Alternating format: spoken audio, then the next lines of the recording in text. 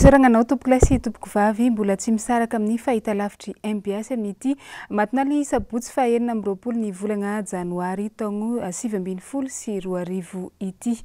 Akory alantsika jiaby ry manasanao ampagnajana anaraka ny vaovaontsika hatramin'ny farany.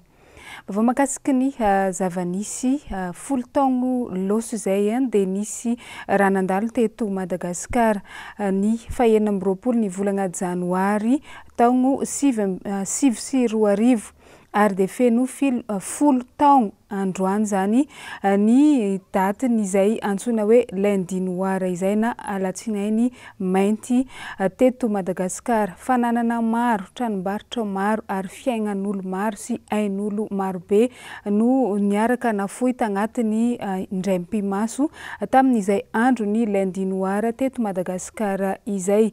Amin'izao fotoagna dia mbola maro ireo olo izay tsy mbola tafaboaka taorian'ny nitranganiny lundi noir na dia efa folo taogna lasa aza izay. Hoarantsika ny fanadihadiagna fohifohy mamintogna amintsika sy mampatsiahy ny zavamisy tamin'izany lundi noir izany. Tateriny Jessica Miray eo amin'ny sariny Prince Mathieu. Folo taona katroka androany daty ny 20 Janoary 2022 daty izay anisan'ny nanamarika ny tantaran'i Madagasikara ary tsy tokony ho adinoina. Nanamarika iny andro ny 20 Janoary 2022 iny ilay antsoina hoe lundi noir. Fotoana naharavana fananan'olona maro sy fananana iombonana tao anatin'ny fotoana fohy ary olona betsaka ihany koa no namoy ainy tamin'izany. Andeha iverenana kely ary ny tantara. Mahay tamin'io fotoana io ny aina amanjerim-panjakana TVM sy RNM izay vao nahazo trano sy fitaovana arifomba ka mbola tsy tafarina hatramin'izao. Nitoy taorian'izay ny fandorana sy fandrobana ny MBS ary ny magro tanjombato be oririka ary ankorondrano sy ny fananany tigo. Tsy izay ihany fa nisy tamin'ireo fivarotana lehibe ihany koa no may nandritry ny fotoana iny, toy ny trano fivarotana lehibe teo ankorondrano sy ny teo Analakely ary be oririka. Raha ny tatitra dia mbola maro amin'ireo rava-fananana no tsy nisy nanonitra, indrindra ireo mpandraraha malagasy. Misy eo amin'ny 50,700 eo ireo mpandraraha ary manodidina ny 7,30 miliara ariary ny tetibidin'ny zavatra very tamin'ireny.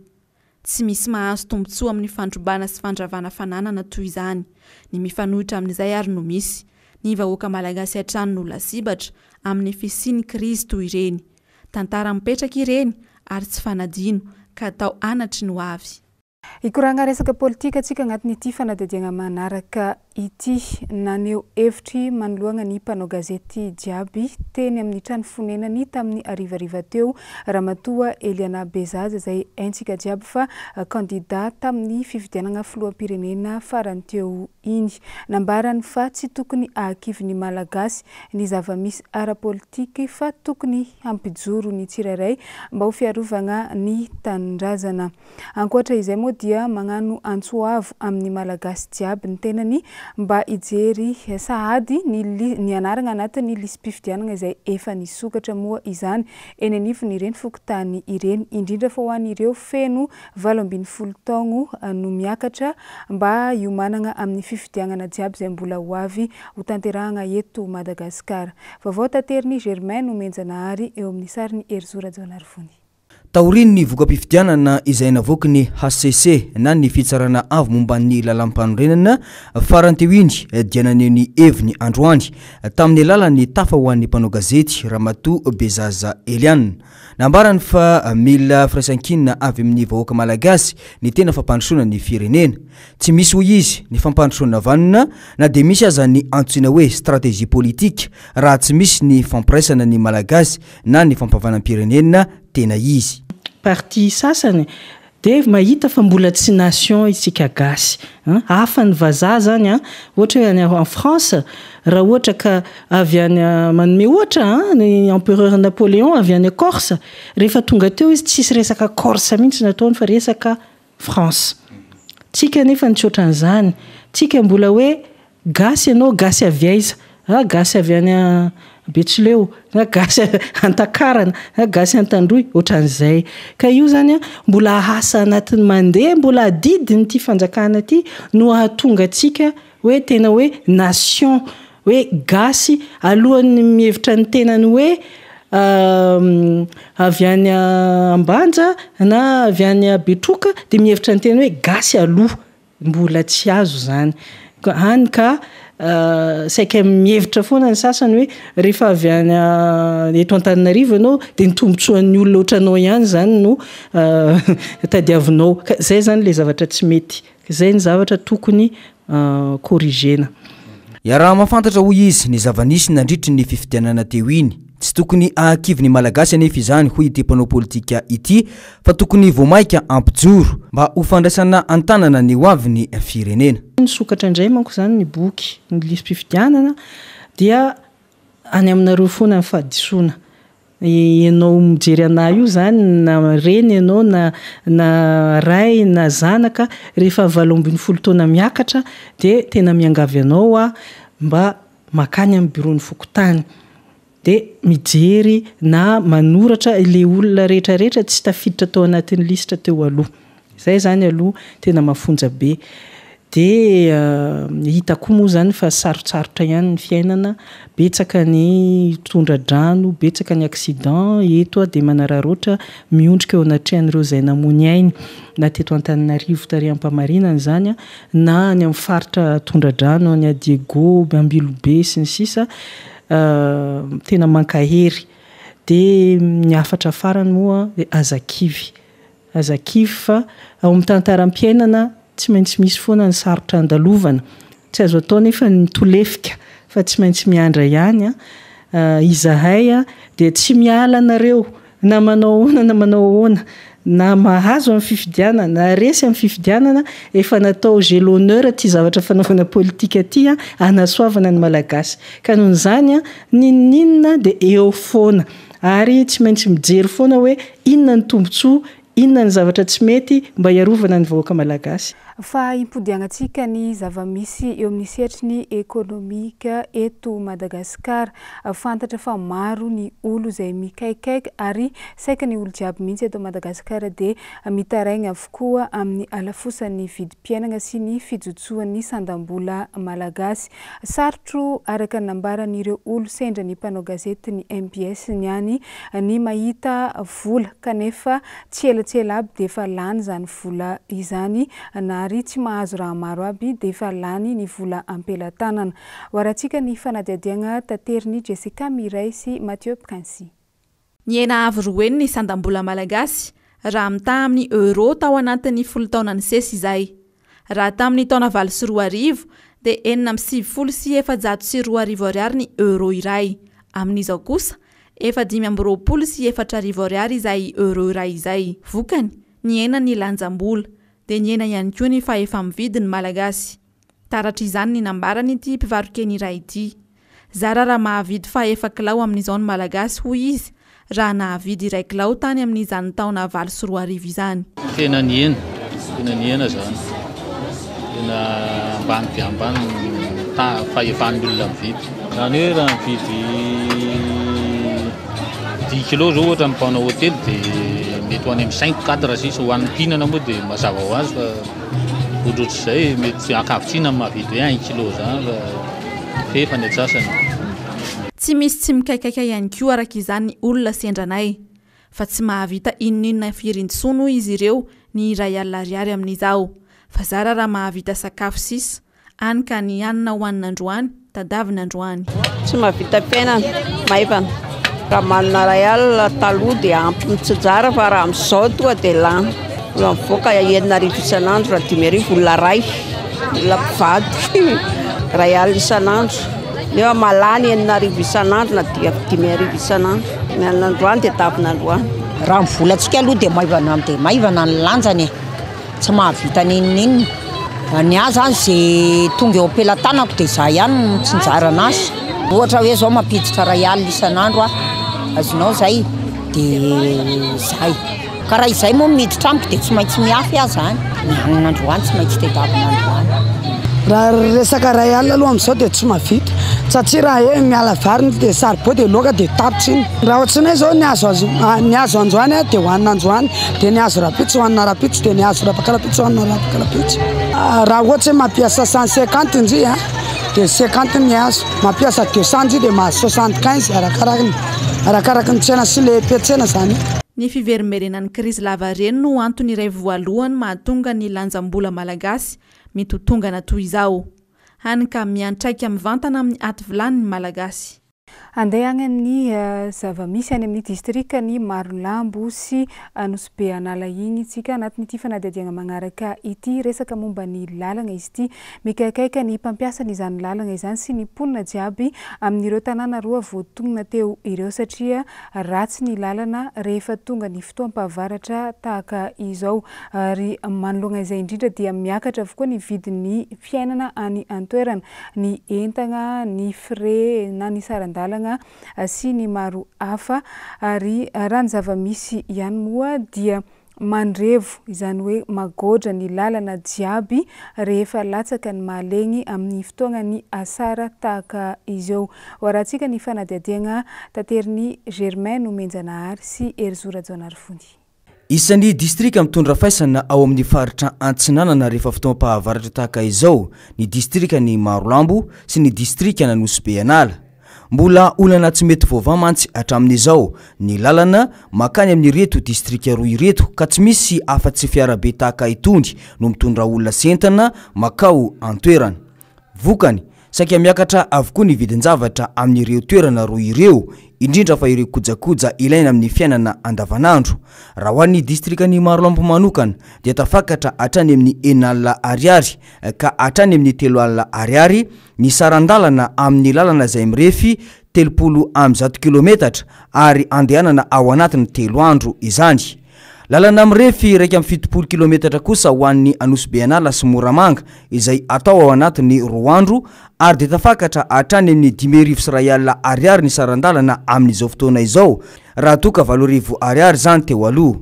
Niakatra 900 ariary kosa ny kapoakany vary raha toka 400 ariary zany teo aloha ho an'ny distrika ny Anosy Anala. 700 ariary ka hatramin'ny 800 ariary kosa ho an'ny tanàna ny Marolambo raha toka 500 ariary zany teo aloha. Tahaka izany avokoa ny vidin'ny sira izay 700 ariary ny kapoaka, 8,000 ariary ny litatra amin'ny menaka. Mikaikaika noho izany ireo mponina amin'ireo toerana roa ireo ka manao antsoavo ho an'ny mpitondra isan'ambaratonga mba hijery akaiky ny olana izay sedrain'izy ireo. Hatreto raha ny fanazavana voaray hatrany dia tsy vitsy ireo mpitondra ambony no nitsidika sy tonga tany antoerana saingy fampanantenana pokaty avokoa no natao fa tsy misy vahaolana hatramin'ny izao. Miakatra ny vidin'ny fiainana any amin'ireo tanàna roa izay nitaterina taminao ireo noho ny faratsian'ny lalagna fa tsy any irery no misy an'izay satria tsy maleo tena manokana raha ny faritra jiaby eto Madagasikara misy fiantraikany aty Antananarivo ihany koa na dia renivohitra izay Antananarivo ny faratsian'ny lalagna noho ny fiavian'ny asara karan'izao. Ny vidin'ny legioma eny bazary eny no andesina aminao indray izay hita fa nisy fiakarana be izany ankoatra ny fiakaran'ireo vidin'ny entana izay ilaina amin'ny fiainana andavanandro. Tsy mifidy ity vidin'ny legioma ity fa izay ny legioma jiaby hitanao bazary eny dia nahitana fiakarana avokoa ny vidiny izany. Vaovao tateriny Noro Fitiavagna sy Manu Randriamalala. Saika nahitana fiakarany avokoa ny vidina legioma rehetra eny an-tsena amin'izao vanim-potoan'ny fahavaratra izao. Ny karoty sy ny voatabia no voalaza fa nisondrobidy kokoa raha mita amin'ireo hafa. Raha ny karoty izao 10 ariary ny kilao teo aloha, tafakatra 2 ariary izany amin'izao. Ny voatabia kosa 2 ariary ny kilao teo aloha, 3 ariary izany amin'izao. Nambarany mpivarotra moa fa vokatry ny fahabetsahany rotsakorana amin'izao fotoan'ny fahavaratra izao no mampiena ny famokarana.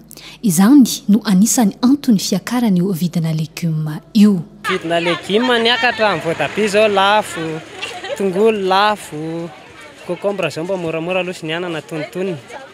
Fa tsy tena lafo fa nisy fiakarany ihany sasany fa sasany mbola tsy dia niakatra aloha nianana. Ohatra hoe bémol zao mba moramora. Ny anamamy zao lafo, ny pisama lafo. Voatabia teo aloha izy 2 arivo, 500 sy arivo. Zao izy efa lasa 3 arivo zao ny kilao dia 500 sy 2 arivo. Zay ny amarotanay aloha. Tselo na vokatry le orana le fotoana mihitsy zany amin'izao tsy dia misy izy. Ty fotoana hoe ohatra hoe vary zao ny eny atambary dia ny voatabia mahatsy atambary dia efa fiakarany amin'le rininy izy zany dia amin'iny izy mibetsaka dia mora.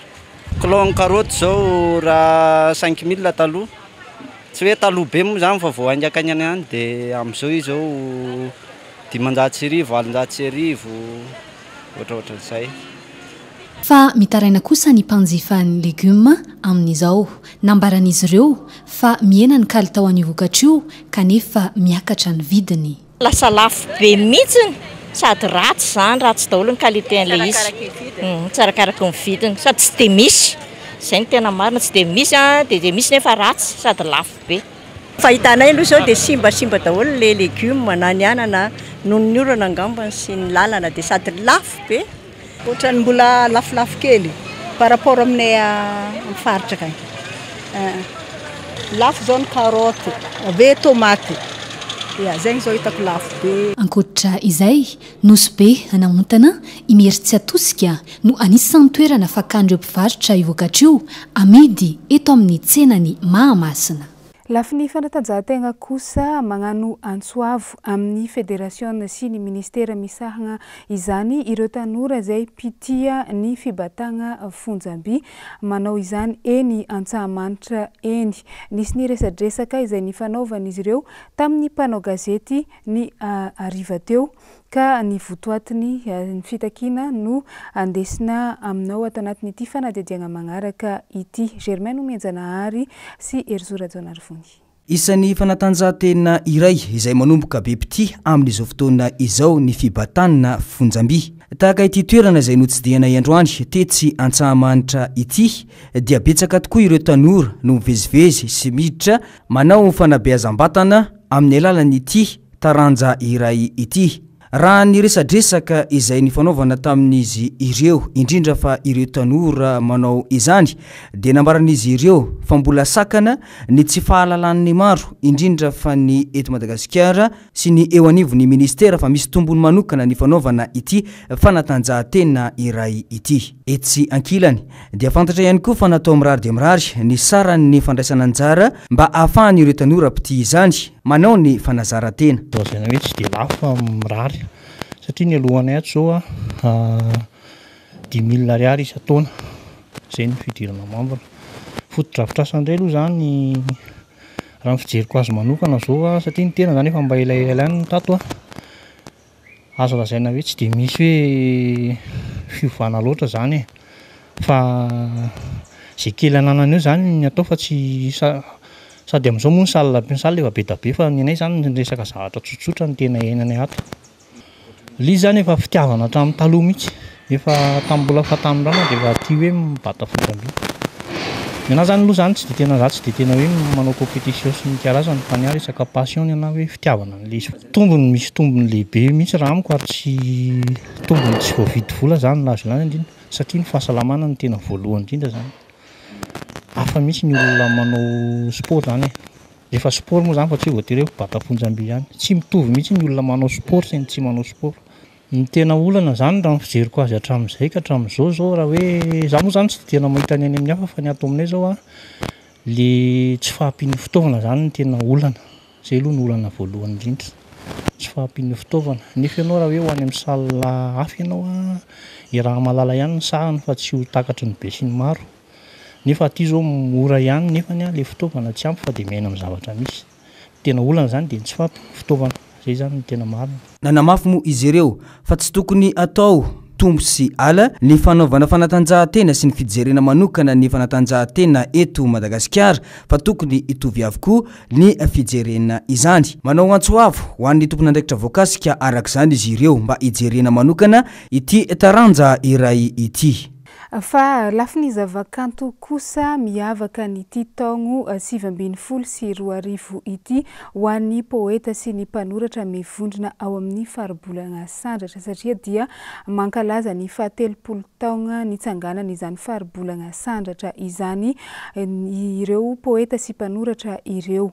ary na dia betsaka aza ny olana izay sedrain'izy ireo moa eo amin'ny resaka fanotana ny boky mirakitra ny asa soratra izy ireo indrindraindrindra dia tsy mila volefina ny amin'izany izy ireo fa tafiditra agnatin'ny fanamariana izay 30 taona izay amin'ity taona 2024 ity ny fampahafantarana ny zavabitan'izy ireo manerana ny faritra jiaby eto Madagasikara. Nagnano ny fanadihadiana makasika an'izay Edena Elia eo amin'ny sariny Manora Andriamalala. Efa manomboka liana amin'ny fiantseherana eo amin'ny tontolon'ny zavakanto ny akamaroan'ny tanora indrindra fa ny fanasongadinana ny teny malagasy amin'ny alalan'ny asa soratra. Olana goavana mbola sedrain'ireo mpanoratra malagasy anefa ny tsy fampiny ny hoentimanana ampahafantarana ny olona io asa soratra io amin'ny alalan'ny boky. Ny olana aloha atreto dia le famoahana boky eo amin'ile resaka inona izy lazantsika an'izany le hoentimanana zany satria mbola tanora eritreriny vao misandratra ny ato dia nefa hoe le fandrinana aparitaka anazy eran'ny Madagasikara maninona moa hatrany ivelany ihany koa. Fitaovana iray mampita ny feon'ny vahoaka ihany koa ny mpanoratra raha eo amin'ny sehatry ny politika no resahana. Tsy amin'ny alalan'ny fitaovana azo tsapaitanana fa amin'ny fandrafetana ireo teny malagasy mba anana endrika kanto sy manintona ary mitondra hafatra. Maro no mieritreritra hoe ny mpanoratra na ny poeta ve manao politika. Tsara marihana fa ny firesahana fotsiny hoe manao politika ianao na tsy manao politika dia efa midika izay fa manao politika ianao. Ary ny olom-pirenena tsirairay avy dia manana ny fanehoan-kevitrany mahakasika amin'ny politika. Ho an'ny haingo aja manokana dia ny fomba fisehatro amin'ny resaka politika dia misy olom-vava an'ireo eritreretina ho vahoaka ao anaty fonteny satria misy adihevitra be hoe vahoaka iza ny vahoaka iza ny tsy vahoaka dia ny mpanoratra vavolombelon'ny fotoana. Izany hoe rehefa misy krizy eto amin'ny firenena mahafantatra angamintsika rehetra fa misy mpanoratra tena miseho mihitsy hoe tsy mety izao fitondrana izao. Tamin'izany fotoana izany nisy an'ny rado ny tena tsy maintsy mipoaka ny sarom-bilany ohatrohatr'izay foana izany fa ny mpanoratra tsy manana fahefana vola hoentina maneho ny asa sorany, tsy manana basy hitifirana fa manana vava, manana penina any anaty asa sorany izy ny maneho an'izy ireny dia manainga ny fihetsepon'ny olona tsirairay avy. No Mariana Androany teto amin'ny CGM Analakely Totobaton'Antaninarenina ny fanokafana ny fankalazana ny 30 taona ny faribolana sandratra izay ivondronan'ireo poeta sy mpanoratra malagasy Ismony Etsika Goavana Ana Mariana izany isaky ny sampana manerana nosy. Ho faranana amin'izay kiabe izay tanterahana any Fianaratsoa ny fankalazana. Fa manoloana izay fankalazana na fanamariana ny fanokafana ny 30 taona ny faribolana sandratra izay natao tetsy amin'ny CGM tamin'ny androny any ity dia nisy ireo andriambavilanitra miisa 410 no nanome ny kantony tao anatiny izany.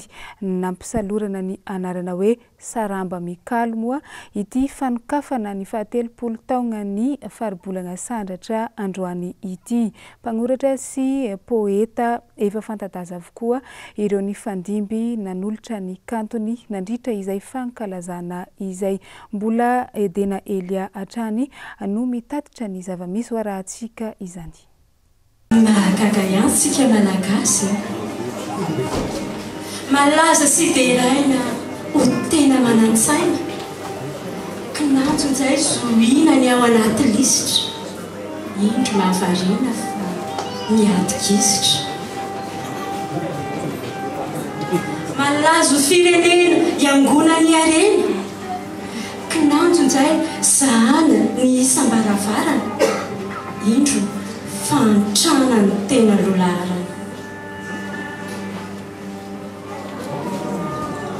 Ny azo hoe lazaina dia tsy ho reritsaina mandalo ny haintany mamely ny haitrano ny rivodoziny izany dia miasa tondratrano masika ny tafiotra ny atamby sy ny voiny ny loza politika ny aretina sodona fa sambolindreto e ny tsika aloha hatreto samy mahatanty dia samy mahajoro ny sisa izay tsy maty mavelona daholo mafiaina ihany tsika malagasy a dia iny sombony antsa tononkalo iny ihany koa tompoko lay sy tompoko vavy no nandesitsika namarana ny fotoagnany fampalalam-baovao tamin'ity matonaly ity ankasitraiko anao nagnaraka izany hatramin'ny farany mametraka ny veloma mandrapitafa indray tompoko lay sy tompoko vavy